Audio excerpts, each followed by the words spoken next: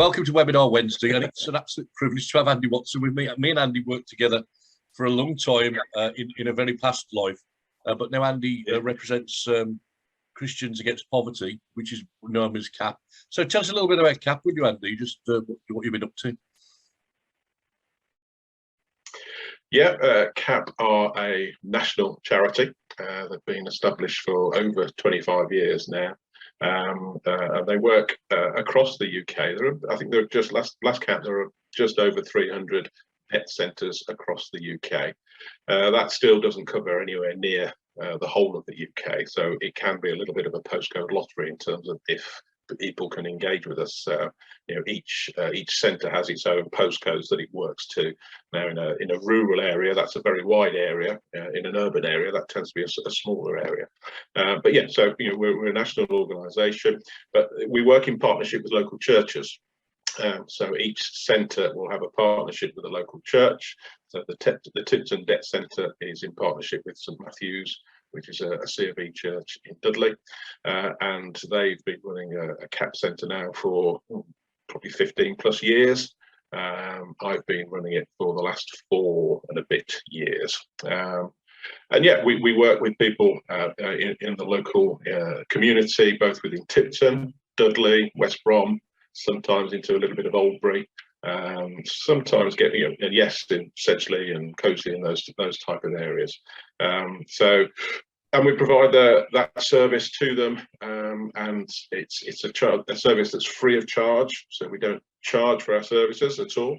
That is, as a charity, we are funded primarily by individuals, Christians, who give to us. We call them lifesavers, and they give on a regular basis. We do get some funding from within the industry as well. So the organisations that we work with in terms of the banks, the credit card companies, the loan companies, they also provide some funding for us, because at the end of the day, it's a benefit to them as well that, you know, we're helping people to pay their debts off. We don't pay their debts off for them; they still have to pay their debts as individuals. But you know, we help them to get to a place where they can pay those. So yeah, it's fundamentally that's what we are. We're a debt counselling charity. We do other things. There are a couple of other services that we provide. We do a life skills course, which some churches choose to provide, which helps people in terms of their life skills, and that's primarily around budgeting and you know, the other day-to-day life skills. And we also run some job clubs as well. But fundamentally, what we're best and well known for is providing debt counselling services, and we're one of the leading charities within the UK that provides that at the moment. Yeah, definitely. One of the things I want to get across to the people that are watching us, and probably a lot of Christian people, is that this is for the whole community, isn't it, Andy? It's not just for people who go to church, it's reaching out to the whole community. Absolutely, yeah. Yeah, we work with those of faith and of no faith. We work with those of all faiths and no faith. So yeah, no, we are Christians Against Poverty. You know, we are what we say on the tin. We're a Christian organisation, and we're very open about that. And we are overtly Christian. So when we meet with clients, we pray. We offer to pray with them, and if the opportunity arises to explain our faith, then we'll do that. But yeah, you know, we work with all faith and no faith. Yeah. And I guess right now that this is, as they say, on trend, really. Listening to the Chancellor, watching the television every morning, talking about the cost of living crisis that's happening now, fuel poverty, people not being able to put on their central heating, more people than ever going to food banks. So I guess your services are in more demand than they've ever been, aren't they, Andy? Yeah, it's interesting, Steve. It's prior to COVID, you know, 2 years ago, my diary was, you know, booked nearly 2.5 months ahead. So I mean, if you wanted an appointment for me to come and see you, you would have to wait nearly 2.5 months once you'd made that initial call, which obviously wasn't a good situation to be in for anybody. But that's kind of how busy we were. And then COVID hit, and as an organisation, we expected, because people were being made redundant, people had to go to furlough. We expected just to see the numbers to rocket, but they didn't. They fell away. And you know, there were times when certainly some centres didn't have any clients at all. And that gave us an opportunity to regather as an organisation, and certainly head office made a number of significant procedural changes in terms of stuff that they'd wanted to do for a long time but had been so busy they couldn't do. So those changes were able to be made, and that's really helped us as an organisation. And a lot of people through COVID, when I met and told them what I did, they were saying, "Well, you must be really, really busy." And as I say, interesting, I wasn't. But as we've come out of COVID and things have begun to get back to normal, then yeah, we're starting to see the number of clients rise quite significantly. I think what happened during COVID was that the government were telling banks, credit card companies, loan companies that they should be backing off and shouldn't be. Bailiffs, enforcement agents weren't allowed to go out because of the COVID restrictions. So the focus had gone away from the individuals who were in debt. They weren't receiving the phone calls, they weren't getting the emails, they weren't getting the knock at the door, and once that focus is taken away, then people just I'm not saying that they bury their head in the sand, but it doesn't become it's not the priority that it was. So I think that's probably one of the reasons why we saw a quiet COVID. But now things are back to normal, and debt agencies, credit cards are beginning to chase again. People are getting the phone calls, people are getting the emails, and they're getting the knock on the door from the enforcement agency, and that's why, one of the reasons why. But yeah, also of course circumstances have changed dramatically over the last 6 months in terms of the cost of living rise. The reduction in universal credit, in terms of that £20 additional element that the government put on during COVID, that had quite a significant impact on a lot of people, and £20 doesn't sound like an awful lot, but when it's the difference between being able to eat, being able to heat your house, then it is it's a huge figure. And and the cost of living rises in terms of food costs, energy costs, petrol, diesel costs, then they're beginning to have a significant impact. We were blessed as an organisation at the beginning of COVID. We put an appeal out to our supporters, and we raised a huge amount of money to be able to put into an emergency fund. And I and other debt centre managers have been able to dip into that fund throughout COVID to help clients who've needed a food shop, who've needed a top up for mobiles, for utilities. We've even been able to buy school uniform for children, and stuff for houses where people are having to set up new homes or whatever. And I've been using that been able to access that on a regular basis, because people have been absolutely desperate in terms of just as I say, just being able to eat sometimes, and it's been a real blessing to be able to provide that. The generosity of our supporters has been fantastic. But that pot isn't everlasting, and it's on we go. So yeah, it's tough. It really is tough for a lot of people out there. People from all backgrounds. It's not just a lot of the people I deal with are on benefits for whatever reason, but a number of clients I work with are dual income households, and suddenly redundancy. There might be a reason why one of the individuals can't work. I think we all know that for a lot of people, you're only a couple of pay packets away from not being able to pay the mortgage, not being able to pay the council tax, the rent, or whatever it may be. So yeah, there are a lot of people in relatively fragile situations at the moment, and and we're trying to help. Yeah, you said something earlier which I think resounded and will resound with a lot of people, which is around budgeting.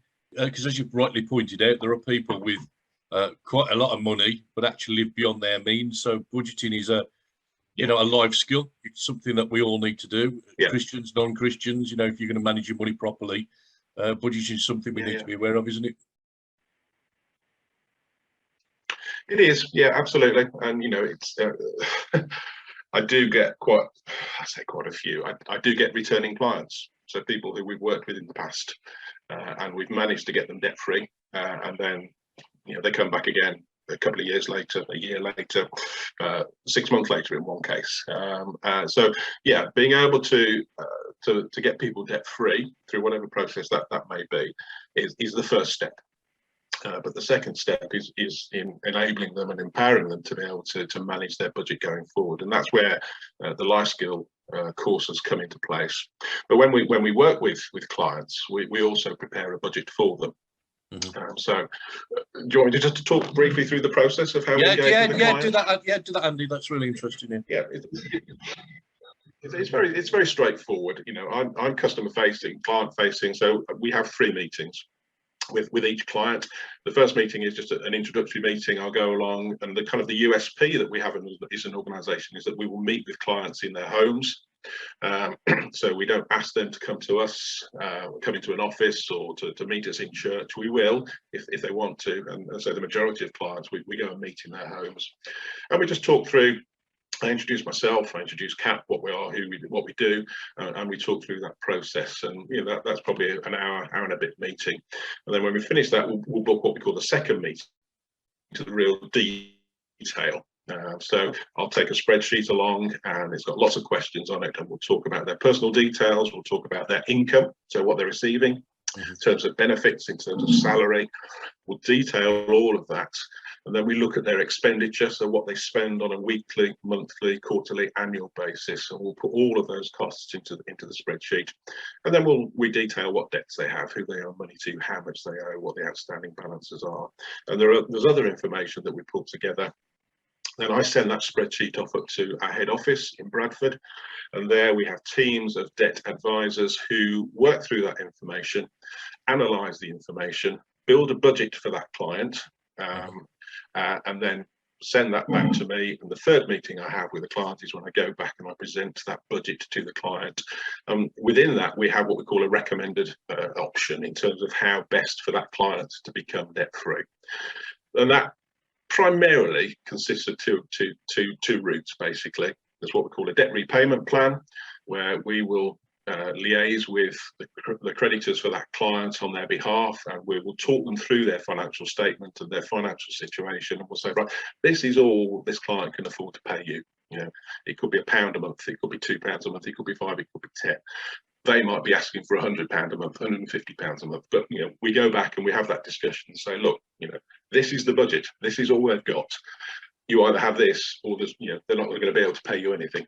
And then that's you know, that we have those conversations with the creditors, and we set that payment plan up and work with the client to work through that process.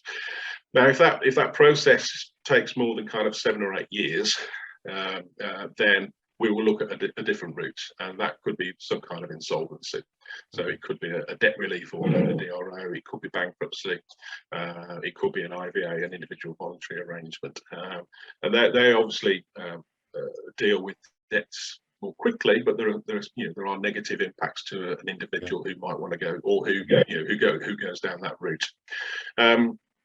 So those are the kind of options that we discuss with the clients, and then the client decides whether he wants to work with us going forward, or whether they don't, and then the client is managed primarily by head office, and I move on to the next new client. So it's very straightforward, it's very simple. You know, as I say, we've been doing it a long time, so the processes are very slick, and in terms of being able to get information from the client to head office and back, and kind of that's where we take it forward from there. And I forgot what your question was. Budgeting. Yeah, sorry, mate. Budgeting, yeah. So, as part of that third meeting, we will have set a budget for the client based on their income and based on their expenditure. And we, as an organisation, have, you know, let's take a family, 2 adults, 2 children. We know from our experience roughly what we think they should be spending on food on a weekly, monthly basis, what they should be spending on utilities, on clothes, on leisure, and all of those. And if we look at that, the actual expenditure, we can come back and say, right, well, we think that's a bit too much, so we've had to reduce that to balance the budget for you, or actually you should be spending more. You know, there are a lot of people who, you know, really underspend on food because they just can't afford it, and we say, well, no, actually, from a budgeting point of view, perhaps you need to reduce this cost over here, or to allow you to spend more on your food each month.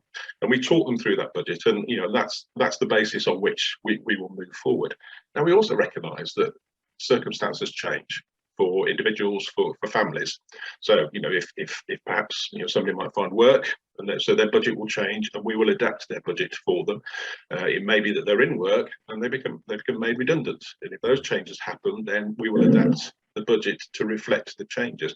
It might be that, you know, they inherit some money or they win the lottery, although we don't encourage people to play the lottery. But again, you know, if those things happen, then we will change the budget to reflect the circumstances that they're in. So yeah, budgeting is really important.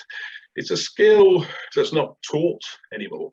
You know, I was never taught it at school. I don't know whether, you know, our parents were, but you know, it's a skill that's really, really useful, and something that people need to understand, and, you know, to be able to bring into their daily lives. Definitely. And it's as simple as, you know, we encourage people just to have jam jars. Say, right, okay, put your £30 a week for utilities in that jam jar, and you know that's where it is. You know, that's what you've got to spend on utilities. Put your, I don't know, £15 a week for, you know, cigarettes in there, or whatever it may be. So, you know, it's about sometimes being quite visual about it, so people can see, yeah, that's what I've got to spend this week, and once it's gone, it's gone. Yeah, funny brilliant. Funny you should say that, Andy. My mother-in-law was a prime budgeter. She was obviously brought up just after the war, and she used to have a little tin. And she did exactly what you've said. She used to put the money in for the gas bill, the money in for the electric bill, the money in for the phone bill, and like everything had a little slot. And she just put she'd take her cash actually, and she'd change it all, and she'd split it all down. And when the bill was there to be paid, obviously with people in our generation, we don't tend to use cash as much. But you know, keeping a spreadsheet is probably a good idea as well, isn't it? The principle is still the same. You know, you might keep it in, you know, pots in a bank account or something like that, or you know, certainly these online accounts, you can set up your own little pots now, can't you? With, you know, with Monza and Starling and things like that. But yeah, the principle is still exactly the same. You know, you have to be able to manage your money. You have to know what you've got to spend each week, each month, and you know, if you go above that, if you go over that, you know that something needs to come from one of the other pots to be able to fill that back in. And that's you know. That's very easy to say, and for a lot of people, and certainly a lot of clients, it's very it is very difficult, because they are on, you know, such tight margins, and you know, it just takes us, you know, an incident to happen, something to break, a washing machine to break, or you know, whatever it may be, and it then becomes, you know, really difficult for them. But you know, we try and instill that idea into the clients to you know, so that they can try and work on that basis and manage on that basis. Yeah, I mean, debt's a terrible thing. One of the things I always say, Andy, to our church is that there's one thing that's worse than being poor. It's being in debt, really, because you then owe other people, you know. So to budget is a good thing, and also not to try and actually go and take credit unless you're absolutely necessary, really. Yeah, again, you know, there is an element of entitlement to some of the clients I see. You know, I can't, you know, they feel, well, why shouldn't I have this? Why shouldn't I have that? And it's very, you know, so in the past, it's been very easy for them to just be able to go and, you know, pay for something on HP, or to take a loan out, or whatever. And yeah, you know, I can't, you know, if that's what people choose to do, then that's what people choose to do. We're not there to judge. You know, we don't make any judgment. We just accept people in their circumstances as they are. And you know, but yeah, you know, I think there is that element. There's a degree of entitlement in some primarily younger clients. But you know, the ease of credit over the last decade or so has made it very easy for people to overstretch themselves on houses, on cars, on holidays. You know, you're paying for your holiday on credit, and then the idea that you pay for it over the rest of the year, and all sorts of things. So yeah, you know, it is difficult. You know, people tend not to live within their means while they have a steady income stream. But when that income stream stops, then that's when it becomes an issue, a major issue. Yeah, so it's, I totally get that. I mean, I talk to a lot of young people. you know, they'd actually think their lives were ruined if they couldn't have a full Sky package and an iPhone 13. But you know, sometimes you have to learn to actually do live within your means, you know.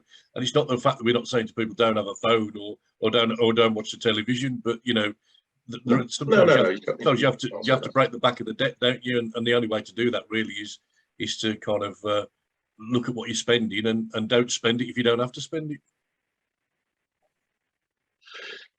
Yeah, fundamentally yes, but as you quite rightly say, it's difficult to, certainly if you're a parent and a child is saying, well, my friends have got this and my friends have got that, it's really difficult to say, well, sorry, I can't, we can't afford that, and people will do, and I totally understand it. People will do, whatever to make sure that their children have, the latest this and latest that, and it just escalates the problem, unfortunately. There's a lot of talk at the moment, Andy, about people's mental health, and I guess you come across a lot of people who've really suffered badly because of getting themselves into debt. Yeah, people who have mental health issues because of the debt, and people who have debt because of their mental health issues, both. I think what we try to do is, obviously, we try to help people, we're very good at helping people out of their debt situations and guiding them in the right way to go forward. But fundamentally what we're trying to do is bring hope back into their lives. And a lot of clients that I meet have no hope. They just see this, as you described it, this mountain of debt before them, and they have no idea how they're going to deal with it. They don't know where to start. All they know is that, on a daily basis, they're getting a text from a creditor saying, you owe us this, you owe us that. If you don't pay us this, the enforcement agencies, will come round, or will be taking you to court. They'll be getting letters, they'll be getting telephone calls. And it just becomes a downward spiral. They begin to just ignore the problem sometimes, just hope it goes away. And that debt, that original debt of, let's pick a figure, £1,000 maybe, suddenly becomes 1,500 quid by the time they've added in interest, administration charges, a court charge if it's gone to CCJ, and it can spiral and spiral and spiral, and that just increases the pressure. The majority of people that I work with have some kind of mental health issue, whether that's a diagnosed issue or whether it's just something that perhaps hasn't been diagnosed at this stage, but probably would be if they could get in to see a doctor.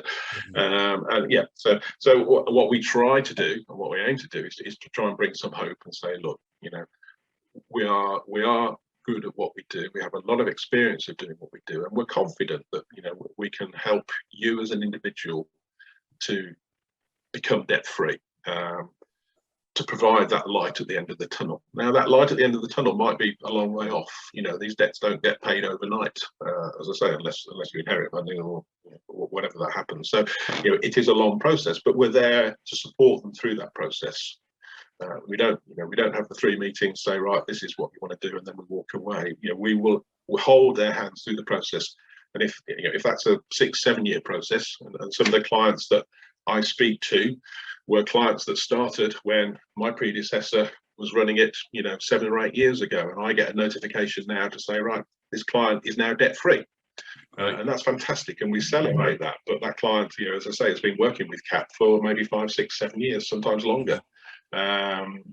So it's providing that hope, the hope of becoming debt free, but also the hope of Christ in their lives. And the reason that we do this is because we believe that God loves them, He cares for them, He wants the best for them, and this is one way that we can help them to demonstrate God's love, is to show them that we're using our skills and ability to bring some hope into their lives. And as I say, I always offer to pray with clients. And in my 4 years, I've never had anybody say no yet. Some of them will look a bit blankly at you. So, well, all right then. I don't know what you mean, but yeah, fine.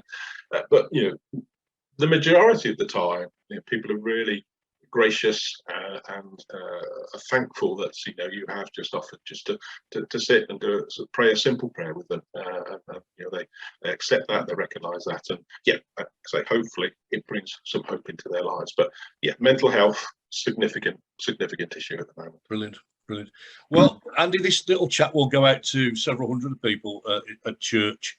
And if you're part of our church or you're just watching this on one of our social media sites, please feel free to forward it to somebody that you know, because there's somebody that we all know, I'm sure, that is in this position. Unfortunately, a lot of people keep it to themselves until it's too late. But if you know someone that's struggling, Andy, how do we get hold of CAP? Is there a website we can log on to that we can have a look at?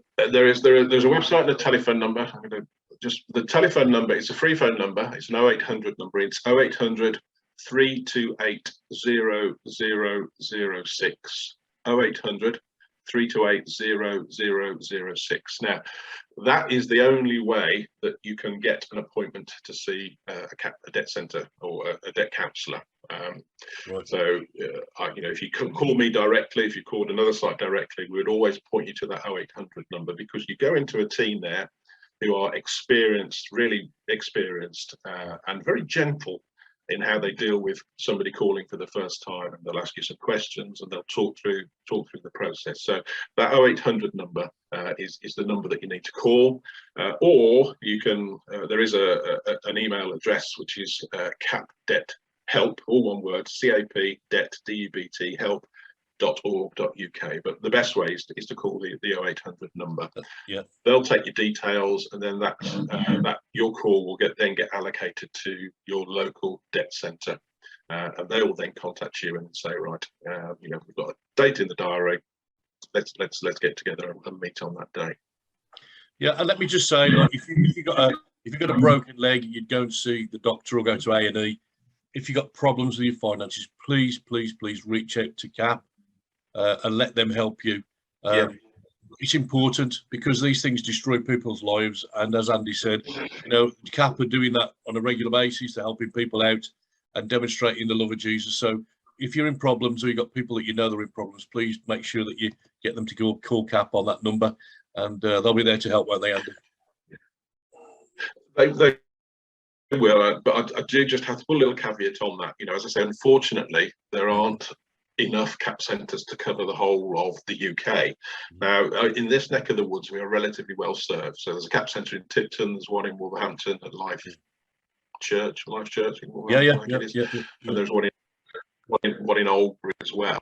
But if you go over to Walsall, Lichfield, Sutton Coldfield, Aldridge, there's nothing over there at all in terms of CAP centres. Now, people will say, well, blimey, it's posh over there, people don't need debt, but there is just as much debt in those areas as there are over here. So yeah, as I say, locally we are relatively well served, but I can't guarantee that your postcode will always get, will always be allocated. There are other organisations out there, Citizens Advice, and an organisation called Step Change, who do offer truly national, but that you have to go to them. So they'll meet you at their sites rather than meet to us. And obviously they're not Christian, but they still do a fantastic job. They're very good at what they do. But yeah, absolutely. Start by giving us a call, and we'll help you if you can. Andy, thank you so much for helping me air this issue, which is really, really important to a lot of people. And we wish you all the best. And obviously, thank you so much for your time. We really appreciate it. God bless you.